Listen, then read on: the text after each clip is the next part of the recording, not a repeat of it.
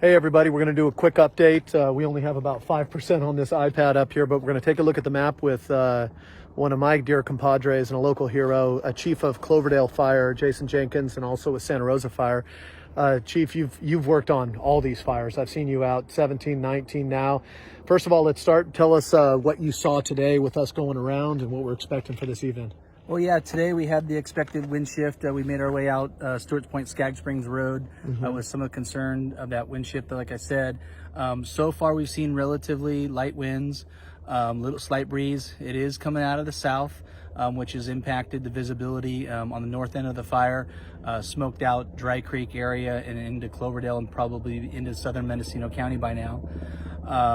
I'm really pleased with what I'm seeing so far. Is the winds are relatively light. We're up here at the top, or close to the top of Chemise Road, and right now conditions are pretty calm, and fire conditions are relatively mellow for what was expected. Now with that, we still have a lot of open line and some concerns, and we're going to get some helicopters up in the air and work some areas of concerns in here shortly. We got a couple of helicopters dumping here behind us in the distance. These guys, you said, drop about 500 gallons every time they do it. They're scooping up from either Lake Mendocino or reservoirs, right? Yeah, there's a pond right now currently down off West Dry Creek Road, and just making the daisy chain, dumping on areas of concerns. Do they dump that water directly on fires as opposed to fire retardant going into an area before it? They're going to hit areas of targets of opportunities, pockets that are burning out, that are within lines that could jump, and so they'll hover over and ideally drop it and try to contain that with support from the ground troops below. Well, let's just take a look right here. I don't know how well people can see it, but we're going to do the best we can. This is a Wallbridge fire, and show us, so Lake Mendocino, excuse me, good Lord, Lake Sonoma right here. We drove up there today to take a look at water quality issues and how far that fire had burnt down. And now we're probably somewhere right in about here on Chemise.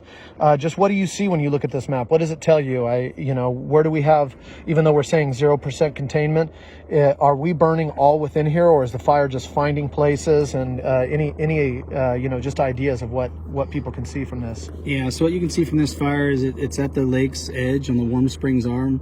There's been some great dozer work that's tied in on Warm Springs on the west and east side. There's crews there holding and continue to reinforce that line today.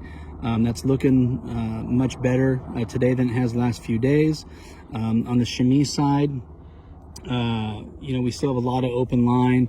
We got dozers that are working, kind of trying to contain it. Division India down here, lower Dry Creek, down to west side. There's a lot of homes in that area. It's an area of huge concern for the firefighters out here working that fire, trying to improve that line. As you work your way down around Sweetwater Springs and over towards Rio Nido, crews were successful last night in building some dozer line up above Rio Nido. So that's down here. Yeah, down on the southern end. So that's improving, and there's a lot of open country and really tough, difficult, inaccessible terrain just east of Cazadero. We're trying to make that western edge. Because there's a bunch of houses up in Cazadero too. There's a bunch of drainage areas where it might run through. Up in the Guerneville area, really challenging. I know there's a bunch of dozers out there trying to do some great work today to build additional containment. So we still have a long ways to go with this fire, but that's kind of the real quick, brief current update before we run out of battery life here. Well, thank you very much, Chief. Appreciate you. We'll keep reporting back in, but apologize that we didn't have the full map out. It's hard to see that on the screen, but I think you get the gist of what we're talking about. It's going to be, tonight's really about focusing on how big that wind is, because they say down in Guerneville right now that the wind has shifted, and they can see it's much clearer down there right now, and it's much more smoky up here, but it's not coming in heavy yet. So the question is how heavy does this wind come up and push northeast, push north and northeast? And then tomorrow we're starting a question about more lightning strikes. So for you, when you're a firefighter, just tell us a little bit about like how you view these kind of dry lightning strikes. Do they ignite things right away, or like we've seen with this fire, do they smolder around for 2 or 3 days before they spark up and get a little wind? Yeah, it's really concerning with lightning because it can start fires immediately, or it could be, hours or even days later. So another round of lightning can be very concerning. We're already stretched very thin locally and throughout the state on resources. So hopefully it's nothing like what we experienced last week.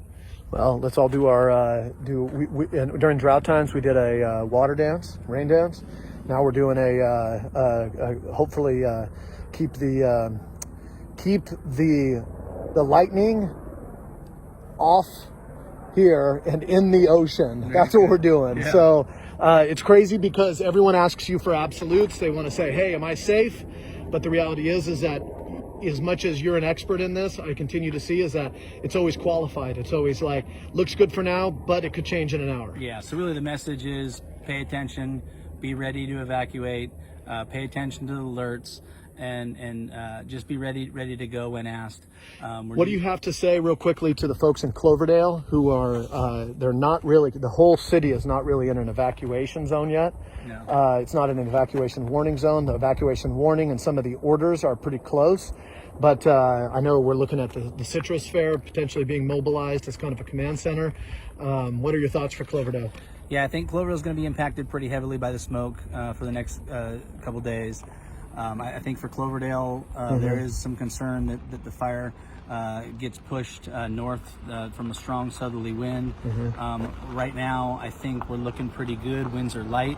I'm pretty hopeful and encouraged by what I see here today that we'll be able to keep this out of Dry Creek Valley and keep Cloverdale off of the evacuation orders. That's Great. the plan. Thanks for the update. Much love to everybody out there.